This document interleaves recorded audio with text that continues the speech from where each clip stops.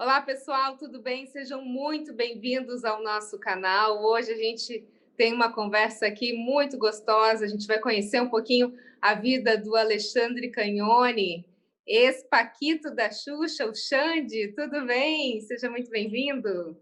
Tudo bom? Boa noite, boa tarde, bom dia, ou seja, enfim, um prazer muito grande a gente poder estar compartilhando um pouco, falando um pouquinho das experiências, tanto do passado, do que tem acontecido com a minha vida hoje.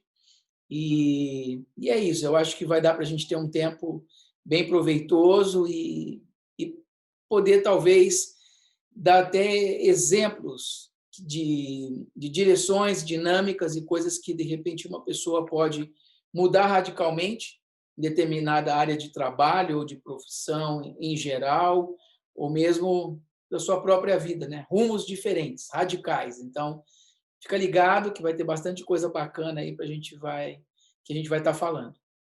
É isso aí. Vamos conhecer então um pouquinho a sua vida, Xande. A gente sabe das antigas, né? Mas o que está acontecendo agora? Você era Paquita da Xuxa. Na minha E época, quando eu falava Hilari Larie, estava é, você dançando lá, não é é isso? exatamente essa época. E eu estava por lá. O grupo ele foi formado em 88, começaram-se os testes. Já existia um grupo que chamava Paquitas, que eram ajudantes de palco da apresentadora, e teve a ideia de fazer um grupo masculino, tipo Paquitas, Paquitos. Significa garotas, garotos, né, em espanhol. Então, a ideia era ter um grupo que iria cantar, dançar. Já tinham alguns outros grupos teenager da época. Tinha vindo, não tão demorado, mas Menudos, que foi o ápice desses grupos assim infanto-juvenis. Aí, no Brasil, tinha uma concorrência. Na época, Dominó, Paquitos, logo veio. Então, como a gente estava colado com o Xuxa e tinha uma estrutura um pouco maior, então teve uma projeção um pouco mais destacado nessa questão era dos shows, de filmes e uma série de outras coisas, trabalhando também com ela no programa. Então, nós tínhamos várias funções. Então, o grupo, eu comecei a fazer teste em 88, eu tinha 17 para 18 anos, e o grupo encerrou em 92. Então, foram quase 4 anos entre 3 turnês internacionais, também 3 nacionais. Fizemos filmes, shows, enfim, teve tudo isso. Xande, você lembra? Não sei se você participou dessa época, mas tem um clássico da Xuxa que é o Senta Lá, Cláudia. Lembra do episódio que ela mandava a menina sentar toda hora? Virou até um meme. Sei que você não está há muito tempo aqui no Brasil, mas nesses É, últimos virou um meme do Senta Lá, Cláudia. A menina não sentava porque o nome dela não era Cláudia. E até recentemente ela veio a público, a própria Xuxa, pedindo perdão para a menina, e a menina encontraram a garota que explicou que ela não sentava porque o nome dela não era Cláudia. E a uau! gente essas histórias, né, de palco onde as paquitas, os paquitos tinham que ter um certo controle ali com as crianças. Você tinha alguma experiência em relação a isso? Isso aconteceu com você também, não? Olha, eu tinha 17 para 18 anos quando eu entrei. Se eu te falar que eu era um apaixonado por criança, eu vou estar mentindo. O meu objetivo era outro, era ser famoso, era estar gravando ali o disco, a ideia de estar entrando para ser o cantor da equipe, então eu estava muito focado em poder desempenhar aquilo, né? Mostrar que eu tinha condição de ter sido escolhido o cantor da equipe, mostrar que eu dançava. Então, assim, imagina um adolescente ali, um pré-adolescente, um adolescente, querendo mostrar o que sabia fazer. Então, da melhor forma possível, ainda com toda uma estrutura te segurando por trás. Então, com a criançada, tiveram várias situações, não só com criançada, nós, como pessoas ali de colegas de trabalho. Então, estresse, teve de tudo, teve desde risada a choro. Então, aconteciam centenas de situações, várias, tipo assim, aqueles choques que as crianças tinham quando se deparavam com a gente lá no Teatro Fênix, tipo, cara, vocês são reais, tocavam, vocês existem.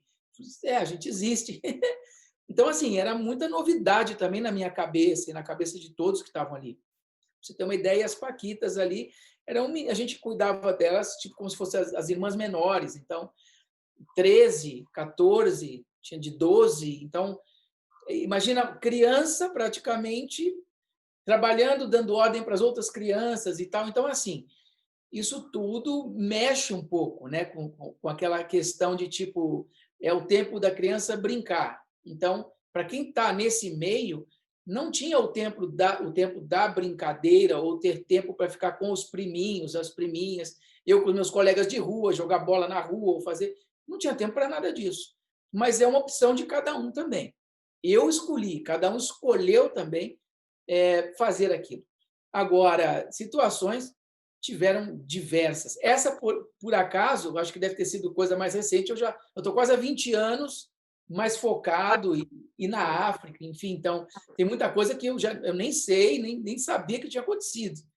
Né? Então, agora que com essa questão da pandemia, de março para cá, que foi quando fecharam as fronteiras, né, para a gente dos aeroportos, falei, deixa eu ir para o Brasil, né, porque a gente não sabe quando vai abrir, quando vai fechar, essa questão do corona. Então, e aí eu fiquei um tempo maior aqui no Brasil. Aí abri o aeroporto, voltei para o Níger. Cheguei semana passada, meados da semana passada, e estou por aqui, mas já retorno no mês que vem. Então, Então, essa vamos contar um pouquinho desse seu outro lado, né? A gente, quem é cristão, sabe muito quando a história de Saulo, quando ele virou Paulo, e você de Xande virou Alexandre Canhone, é isso? Queria entender um pouquinho dessa sua história, o seu envolvimento em Níger, o que aconteceu? Tá, tem alguns, já saiu algumas matérias assim, né? De Paquito, da rainha, né, dos baixinhos, a servo do rei dos reis agora, né? Então saiu algumas Boa manchete, né? bem interessante. E então foi um impacto que eu tive. Eu tive vários segmentos religiosos na minha vida e tem a ver com essa mudança, que eu acho que é importante não citar YX, não, mas eu não seguia as propostas e aquilo que Jesus propõe através da Bíblia Sagrada. Eu tinha outros segmentos, desde pequeno. Então, só que chegou no momento que eu já estava no grupo, tinha tido uma proposta para sair pela própria RGE numa carreira solo, aceitei, então rompi os contratos, pedi demissão e foi rompido os contratos para eu seguir numa carreira solo. Por quê? Porque a gente já estava rodando, indo para a segunda turnê com o mesmo disco, era LP ainda. Sim. E, cheguei, perguntei até a Marlene, que era a nossa produtora, olha, não está na hora já, vai ter outro disco, não vai? E eles estavam muito focados na produção internacional da apresentadora. Então, no Chile, na Argentina, que estava rolando as gravações e programas fora. E não era de interesse, não tinha nem tempo para parar, para agora focar, quer dizer, num segundo disco dos Paquitos. Então, foi aí que eu proponho e tive propostas da RGE, ligada a Som Livre, para eu partir para a minha carreira solo e fazer meu primeiro solo. E assim aconteceu. Então, em 92 eu rompi, em 93 parti para um disco solo, e quando foi em 95 eu já estava me preparando para uma turnê internacional e o outro lançamento de disco.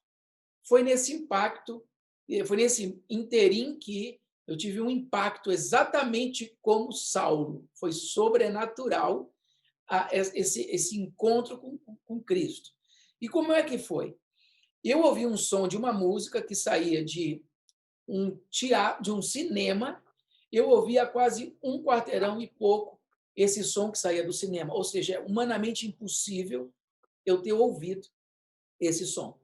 Então começa uma coisa já sobrenatural, porque a acústica de um cinema não permite que você ouça nem da rua. Sim. E que idade então, você tinha na época? Devia ser, bom, foi 95, devia ter uns 20 e pouquinho, 22, 23, por aí. 22, 23. 23, 24. 23, 24. E foi nessa época, então, flor da idade, vamos arrebentar. Agora, lançamento de fora do Brasil, eu venho já com sucesso de fora para dentro do Brasil. E aí para tudo, porque quando eu cheguei, falei, eu segui esse barulho, da onde vinha aquele som que eles estavam regulando os instrumentos. E quando eu me deparo, era uma denominação cristã. E eu fiquei muito irritado, porque era algo que eu nunca tive interesse, não queria saber e achava, na verdade, muito religiosos, aquela coisa toda esquisita. Fanático. Okay. Obrigado. Então, fanáticos. E aí eu entrei, mas com raiva. Eu queria bater em quem estava tocando. Essa foi a minha chegada de entrada no local do cinema. Só que quando eu entrei, algumas pessoas falaram: olha, o Xande, o Paquito, o Paquito. Aí parece que já mudou, deu um clique na minha cabeça, eu já perdi a raiva, fiquei mais tranquilo para não fazer baixaria, já tinham me reconhecido. E aí eu fiquei naquele local. Só que algo aconteceu transformador na minha vida. Eu falei claro com Deus assim: olha, Deus, o que você pode me dar? Eu fui bem arrogante com Deus. Olha, estou indo para um lançamento para fora, o que você pode me fazer? E eu falei, então tá, muda radical a minha vida. Resumindo, foram essas as palavras. Só que quando eu falei isso, saiu como se fosse um container de peso sobre mim. E isso você não mudou. Que Deus fosse ouvir a sua oração, né? Exatamente. E olha, te digo mais, eu nunca tinha sentido nada parecido com aquilo.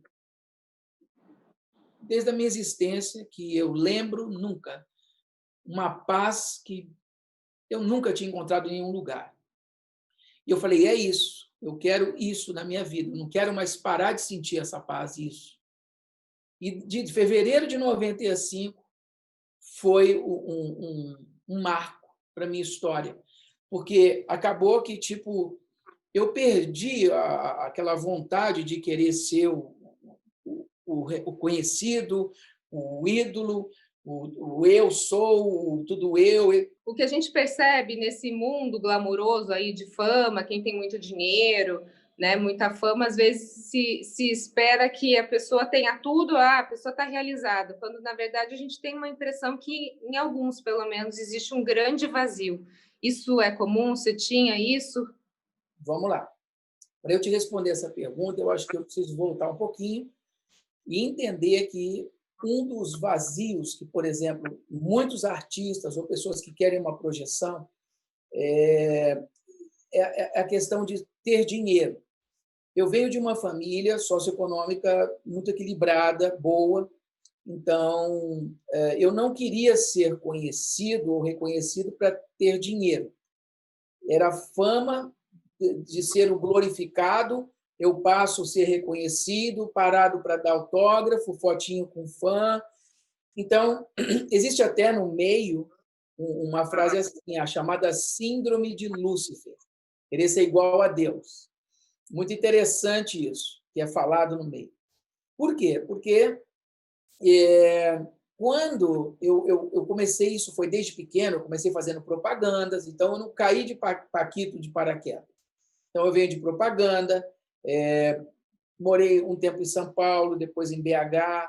Em Belo Horizonte, então, eu tinha grupos que eu participava de rock, tocava bateria, depois toquei bateria numa banda de baile, depois entrei para um grupo de dança, que fazia cover de vários grupos de dança. Aí joguei futebol ainda no Cruzeiro, então era goleiro. Aí meus pais me emanciparam porque eu já viajava, imagina, com 15, 14 anos, com a banda ou com o grupo de dança, falou, vou emancipar logo para você se responsabiliza por você. E então eu sempre fui assim, sempre corri atrás da ideia de ser reconhecido, famoso. Mas nunca me faltou comida, roupa, viagens, nada. Então esse é um ponto. E que eu posso analisar que, às vezes, esse vazio não é tanto dos artistas por não ter mais dinheiro, mas sim não estar numa novela, não estar com o rosto numa propaganda ou numa publicidade. Então, a gente vê, infelizmente, pessoas que passaram, às vezes, por um período de fama e depois não conseguem mais ter aquele X, aquele grau de fama, então submete a qualquer bobeira ou qualquer coisa, desculpa até o termo, tosco até, para poder aparecer 1 minuto com a cara numa TV. Então, assim, por quê? O que é isso? Então, não era o dinheiro, era o estar com a cara para alguém lembrar e pedir uma foto. Tanto é que a gente vê que muitos artistas morrem. Tem no Rio de Janeiro tem a Casa dos Artistas. Muitos artistas, de repente, vão ficando mais velhos. É um refúgio para eles. Põem lá, às vezes os filhos põem o artista lá e deixa. Mas às vezes se eles fazem uma ponta numa novela, cara, é de graça, não importa. Só para eu estar com o rosto eu me vendo. Então essa área psicológica, né, de pessoas que tiveram fama e depois não tem mais, ou pode ser até reconhecida. O seu famoso quem? E aí vai, aquela coisa. Para quem não é trabalhado, e eu falo agora por experiência própria, quando eu peguei metrô por uma primeira vez, e o pessoal, nossa, o Paquito pega metrô, ih, tá falido, não sei o quê.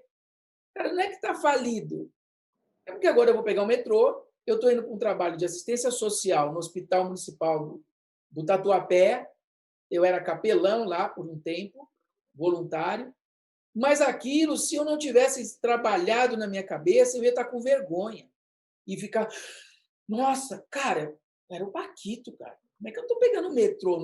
O ego, né, é uma parte que precisa ser muito trabalhada e porque ela é muito perigosa, né? Assim, o que pode te levantar é o mesmo que pode te derrubar e arruinar mesmo, chegar ao fim do poço, né? E existe até uma frase errônea, que é completamente antibíblica. A voz do povo é a voz de Deus. Não tem nada a ver. Não mesmo. A ver, meu. Porque você pode ver, a mesma multidão que aclamou Hosana, Jesus, Sim. Senhor nas alturas, crucifica. Então, Exato. A gente tem que tomar muito cuidado com isso. E isso eu falo para os artistas em geral, porque a gente vê muitos que te falaram, se converteram, claro que a gente não pode julgar ninguém, só Deus conhece o coração de cada um. Mas pelos frutos você conhece a árvore. Então, que tipos de frutos, alguns que falam que são de Jesus, ou tipo, que fruto você está dando? É um fruto bom, ou um fruto não tão bom, ou um fruto ruim? Então, por que acontece isso? Eu também, no início da minha conversão, eu fui muito usado nessa questão. Vamos chamar esse Paquito da Xuxa se converte. Sim. Vamos até usar isso para te chamar, dar um gancho. Olha, esse Paquito da Xuxa, hoje missionário no Níger. Beleza, muito curioso. Mas, deixa eu ver, o Paquito, tá, deixa eu ver. Era da minha época. Nossa, daí a mãe às vezes fala, nossa, eu era fã dele. Daí a avó também, né? Eu lembro, meu Deus, eu lembro desse Paquito. Cara, e aí vai. Então, eu estou com 40 e poucos. Então, era uma geração que acompanhou. E assim, se a gente não trabalha muito bem essa área psicológica, o cara pira. Ele entra daí fortemente para uma droga fácil, para um alcoolismo, cai numa depressão. Então, assim, esse trabalhar, eu falo por mim, agora chegando na pergunta, existe um vazio, e esse vazio só Jesus preenche, quer queira alguém acreditar ou não. Por quê? Porque eu fui de tudo quanto foi segmento religioso, filosófico, enfim. Mas essa paz é só o príncipe da paz que pode nos dar. E tanto é que já fazem 25 anos isso. E não tem como eu tentar falar, não quero mais Jesus. É impossível. A minha oração, inclusive... Alexandre, que é uma coisa que depois que você tem esse encontro, né, é uma coisa que muda a sua forma de pensar, né? É a metanoia. Muda a sua forma de pensar. Exatamente, uma mudança de mente. Uma mudança de arrependimento. Não sei se você tem acompanhado, a gente teve durante essa semana, foram 20 dias de um retiro de TikTokers, que agora é a moda, né? Eu nem sabia o que era TikToker, minhas filhas estão me ensinando e me inserindo nesse mundo das redes sociais. São jovens, adolescentes, que se reuniram, tiveram um encontro com Jesus, e de uma forma muito divertida, de uma forma muito leve, eles passam a palavra, aquilo que eles vivenciaram. Então, a gente pensa assim, de repente, o cara já está velho, agora está falando de Jesus, está pregando lá no Níger, está ajudando os pobres, enfim. Mas e quando ele era novo, ele estava na farra. Não, quem tem encontro hoje tem encontro cedo, né? E esse encontro aí, você pode entregar sua vida com 5, 6, 7 anos e mudar a sua geração. Então, Exatamente. esse gás que você tinha enquanto artista, você também tem enquanto missionário? Há muito mais. Eu continuo dançando, fazendo coreografia, jogando bola. Então, eu uso tudo isso para reverter ao evangelismo. Então, nós temos, por exemplo, no Níger, começou no esporte. Então, hoje temos um centro esportivo lá, com 6 equipes de futebol. E hoje, o que eu fazia com as crianças há quase 20 anos atrás, elas cresceram, elas fazem com o próprio povo. Então, é um legado. Então, é aquela questão de fazer discípulos de Jesus, não do Alexandre. E uma Conta um outra coisa. Alexandre, eu acho que é importante. Como é que você foi parar no Níger e o que tem lá? Qual é o trabalho que foi implementado? Sei que você tem vários filhos, é isso? É isso aí. São pelo menos 19, né, que a gente teve a guarda. Hoje já são 14 netinhos, vai nascer mais um agora. Então, dentre esses filhos todos, alguns já casaram, ok? A maioria está dentro dos próprios projetos, então eles foram entendendo a história, a ideia. A perseverança foi algo muito marcante comigo e com a minha esposa, Giovana, porque nós chegamos lá e ninguém sabia que eu já tinha feito cinema, era Paquito, Rede Globo, artista, ninguém sabia nada, mal tinha televisão na capital. A gente está falando do Níger, que é o país, é o último IDH do planeta, Índice de Desenvolvimento Humano, segundo a ONU. Então, o Níger é o pior país para você morar no planeta Terra. E como é que eu fui parar por lá? Fui percebendo que eu tinha uma predisposição a ajudar pobres, mendigos, os menos favorecidos, e eu já o fazia em São Paulo. No centro de São Paulo, eu trazia mendigo para tomar banho, comer na minha casa. Então, isso foi Deus que foi moldando e mudando isso. Não tem cabimento eu sair de uma Globo e do dia para a noite eu começar a pôr mendigo na minha casa. Então, isso foi uma transformação que só Deus pode fazer na vida de uma pessoa. E muito pelo contrário, antes, aquela coisa arrogante, aquela coisa egocêntrica, e agora, de repente, eu dividir um pão com um mendigo mal cheiroso, ou dar um abraço num bêbado que está na rua caído. Então, isso tem que ser além, tem que transcender. Isso aí tem que ser algo vindo do alto, né? Não daqui de baixo. E assim a própria Bíblia fala: pensai nas coisas do alto, não as daqui da terra. O próprio Senhor Jesus disse: eu sou lá do alto, não aqui de baixo. Então, essa sabedoria nós temos que ter de buscar sempre essa conexão com o Pai para ele poder nos revelar o que ele quer que a gente faça. E assim, então, eu fui tendo esse encontro profundo com o Senhor. Fui buscando, fui orando, errei muito, porque a ansiedade de você querer acertar, você acaba metendo o pé pela mão. Então, eu tive muitas pessoas que me ajudaram, tive que estudar a palavra para poder entender o básico. E quanto mais você estuda a palavra de Deus, a Bíblia, mais você sabe que não sabe nada, porque a palavra ela é inesgotável, é o próprio Senhor Jesus, né? O verbo ali, que foi o verbo encarnado, a palavra. Então, eu tive uma vontade em 2001 de trabalhar com as crianças, jovens e adolescentes do país mais pobre do planeta Terra. E eu pedi para Deus: olha, se o Senhor tiver isso para mim, eis-me aqui, como Isaías, envia a mim. E nisso lá... o Senhor me mostrou Níger, que eu pensava que era Nigéria, né? Muitos não sabem, né, o que é Níger. Eu também não sabia. E assim foi acontecendo. E apaixonante, porque eu cheguei lá, uma nação 99,8% de muçulmano, odeia cristão, coisas ocidentais, tem a ala mais radical de extermínio, algumas facções até terroristas. Tivemos dezenas de apedrejamentos na nossa casa, ameaças de morte. Em 2015, queimaram a nossa casa, tem até no YouTube, o pessoal pode entrar no Alexandre Canhone e você clica lá, né? 2015, então, saiu várias matérias. A gente ficou escondido no próprio país mais de 20 dias, no deserto, dentro ali. Depois voltamos para casa, tudo queimado, tudo destruído. Então, assim, as coisas é uma panela de pressão que está para explodir, porque você entrar num local para demonstrar amor, para falar que a gente ama sem querer nada em troca, eles ficam desconfiados, a pessoa fica desconfiada. Por que você quer me ajudar? Não vai longe. Aqui no Brasil, inclusive, a gente vai querer ser gentil para alguém, o pessoal espanta.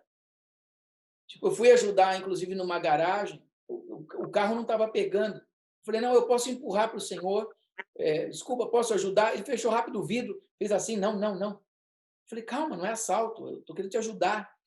Então, é tão mais comum alguém querer assaltar ou então tirar proveito do outro, você querer ajudar, carregar uma sacola para uma senhorinha, tal, coisa tão normal que a gente faz isso lá no Níger ou na Índia, que também a gente tem projeto por lá, mas aqui no Brasil, às vezes no supermercado, no caixa, mas nem um bom dia, cara, a mulher está assim já passando as contas.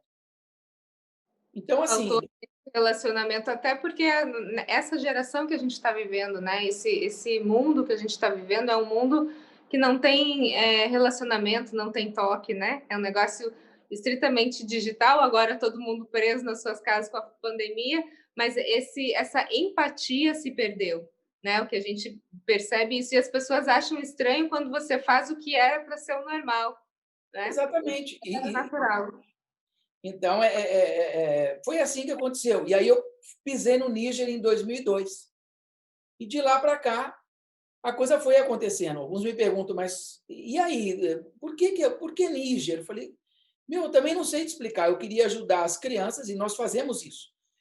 Ajudando crianças, jovens e adolescentes mais miseráveis do país mais miserável da Terra. Então, assim, não tem piores para a gente ajudar. É um trabalho educacional, voltado especificamente a quê? Ou então são várias frentes de trabalho. Então, por ser uma nação islâmica, eu não posso sair com a Bíblia na rua, aleluia, acabou. Então tem que ter estratégias. E qual é a melhor estratégia? Como a Bíblia fala, nós somos cartas vivas. Ou seja, você tem que demonstrar aquilo que você procura pregar vivendo. Então, tiveram já muçulmanos que se converteram pelo testemunho. Olha, fiquei observando vocês mais de 2 anos para ver se vocês realmente procuram viver o que vocês têm ensinado para as crianças. E eu quero seguir, porque a gente observou vocês 2 anos e meio. Olha. Então, não que somos melhor que ninguém, mas a gente está procurando acertar o alvo. É um mínimo, né? Você querer estar procurando viver aquilo que você está pregando. E lá é como se tivesse câmeras 24 horas em cima de você. Isso até é bom, porque te faz um policiamento até daquilo que você vai falar, como você vai responder, de que maneira você vai reagir a uma palavra meio agressiva. Então, está todo mundo de olho o dia inteiro, desde quando você acorda, no que você está fazendo. Eu vou te fazer Muito eu tenho certeza da resposta, mas a gente não pode deixar de fazer, né? Em Vamos algum lá. momento você se arrepende de ter ido para lá, de ter feito isso? Você falou que você teve a sua casa incendiada. Imagino que você teve algumas outras situações também difíceis, né, de se conviver. Você adotou 19 crianças. Não sei como eu com 2 já estou penando. Imagina com 19. Ou seja, é uma vida completamente inusitada, diferente do básico, né? Do comum. Em É. algum momento você se arrependeu? Pensou, o que eu estou fazendo da minha vida? Deu algum nó? Não. Eu sempre fui uma pessoa muito hiperativa, desde pequeno. Então, tanto é que meus pais me emanciparam, porque não dava para eles acompanharem. Cara, era muita coisa. Você está aqui, está tocando, agora você tem jogo. Então, isso para mim, por incrível que pareça, me deixa tranquilo. Eu ter várias frentes e atividades. Tanto é que não parou no Níger. Então, no Níger, por exemplo, hoje são 4 creches, 11 projetos de nutrição, ok? A gente tem isso pela graça de Deus e realmente milagre. A gente tem acesso livre ao presídio central para poder evangelizar e trazer palestras para os presos. Isso é uma coisa maravilhosa. Também temos acesso livre no Hospital Nacional. Conseguimos, com a ajuda de muita gente, construir uma brinquedoteca para a gente poder ter tranquilidade para poder falar tanto da palavra, mas como demonstrar o amor, estar junto. E aí eu entro com zabumba, entro de skate no hospital. Meu, é assim, das formas mais... com aqueles óculos tipo gigante, tudo para poder trazer um pouquinho de alegria, um sorriso, para que eles possam esquecer por alguns momentos aquele sofrimento, aquela falta de tudo. Então, assim, são 2 escolas também de costura para mulheres, ok? Tirando isso, a gente tem esse centro esportivo, como eu falei, são 6 equipes de futebol. Todos os projetos são gratuitos, então eu corro atrás de parceiros, pessoas que nos ajudem. Tem o site depois, que o pessoal talvez vai estar conhecendo, www.agdniger.com, e lá você tem as formas de quem quiser ajudar livremente, simples assim. Ainda adoção por distância de crianças. Então, são mais de 60 crianças adotadas para o colégio, para o seu almoço, e aí vai. Então, são várias frentes de trabalho. Trabalho com cegos também, então a gente consegue ter um acesso a alguns cegos para poder trabalhar, e refugiados também, de outras nações. Então, ou seja, depois eu fui entender que a gente está dentro do texto de Mateus, né? Tive fome, me deste de comer. Tive sede, me deste de beber. Fui estrangeiro, me acolheu. Então, tudo trabalho que Deus foi fazendo. Tive preso, foi me visitar. Enfermo, hospital. E assim vai. Então, quer dizer, roupa, a gente também faz doação de roupas, né? Estava nu, me vestiu. Ou seja, é simples assim. Então, o evangelho que Jesus propõe é fazer, a gente foi analisar depois, era o que exatamente ele falou para fazer. E às vezes a gente quer fazer muita coisa que Jesus não disse para fazer. Exatamente. Até porque o evangelho ele é muito simples, né? Sim. Quando a gente fala, eu acho, de religião, a gente complica muito aquilo que Jesus mandou, né? Quando a gente fala de ser discípulo de Jesus, a gente fala de seguir, né? Ir para o ID e cumprir o propósito eterno dele. Exatamente. Está E falando muito, coisas práticas, né? Nada assim de grandes teologias e pegar dinheiro, que eu acho que é o grande problema quando a gente fala de mundo evangélico, porque já ficou taxado disso, ou é fanático ou pede dinheiro, né? Mas o você se doar, o você ser pão partido, você ser sal da terra, luz do mundo, essa é a grande diferença, né, Alexandre? Isso traz vida para as pessoas. e sabe quando? Foi alguns anos atrás, porque é o seguinte, às vezes os pastores, líderes, em geral, têm um peso muito violento e se torna muito pesado. Tipo assim, eu vou ganhar o Níger. Tipo, aí, prazer, Jesus. Você tem que falar, não é o Xande, Jesus, vamos te entrevistar. Ou, tipo, a minha igreja, prazer, Jesus. A igreja não é sua, não é de ninguém. Então, assim, quando a gente começa a ter esse tipo de entendimento, te traz muito peso. Você não dorme, você pega gastrite, úlcera, você estoura nos filhos, estoura casamento. Meu, estoura. Por quê? Você quer carregar um fardo que é muito pesado. E esquece de que tudo é do Senhor. O Níger e as pessoas, e o Brasil e o mundo é do Senhor. Jaz o maligno. Mas é do Senhor, o Senhor criou. Agora, se eu ficar querendo me colocar no lugar de Jesus, eu não vou aguentar. Então, às vezes, eu por exemplo, ia para culto, falava, meu Deus, eu tenho que arrecadar tanto, porque eu tenho que pagar a escola das crianças e tal. Cara, só nessa eu já estava com uma gastrite. Eu tenho que descansar, porque Deus é o dono de tudo, do ouro, da prata e de todo mundo. Deus sabe, como eu falei aqui, quem quiser ajudar é simples assim. Amém. Quem foi tocado, ajuda. Quem não foi, amém. Alexandre, se hoje Deus te chamasse e falasse seu tempo na Terra acabou, vão aqui comigo para o céu, o que você entregaria para Deus? Então, vamos lá. Eu entregaria, eu posso dizer, um legado. Algo que eu fui a cada dia, de fevereiro de 95 até hoje, procurando ser um Alexandre melhor a cada dia. Eu procuro ser um Alexandre melhor amanhã do que fui hoje.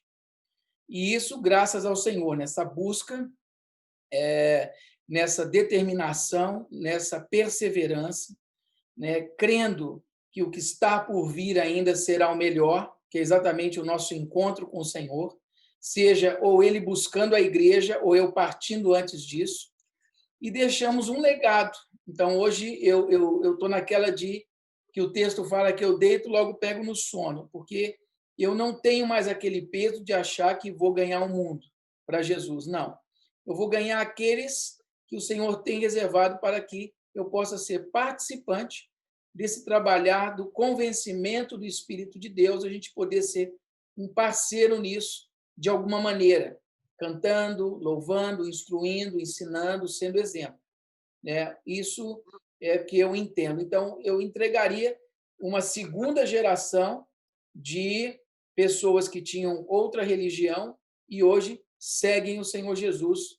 No Níger, na Índia, a mesma coisa, e no Brasil também, começando a formatar uma equipe, desde abril para cá. E eu deixo esse legado, que aquilo, então, que a gente começou fazendo na África, eles próprios, os autóctones, o povo de lá, reproduz isso agora para o próprio povo dele. Então, com muito amor, muito carinho, e o principal, levando a cura espiritual, que é Jesus Cristo. Legal. Alexandre, muito obrigada pelo seu tempo, pela sua disposição. Ainda tem outros bate-papos, né? Se você curtiu, então, essa nossa conversa aqui do Níger, tem alguns outros projetos que acontecem também no Brasil, que o Alexandre participa, e a gente vai ter uma segunda live, então, para falar um pouquinho sobre esses projetos, tá bom? Então, compartilhe, curta esse vídeo, se inscreva no canal e a gente vai propagar essa mensagem de esperança para todo mundo. Alexandre Canhoni, muito obrigada. A gente se vê, se Deus Obrigado. quiser. Até a parte 2. Um grande abraço para todos. Tchau, tchau. Tchau, tchau.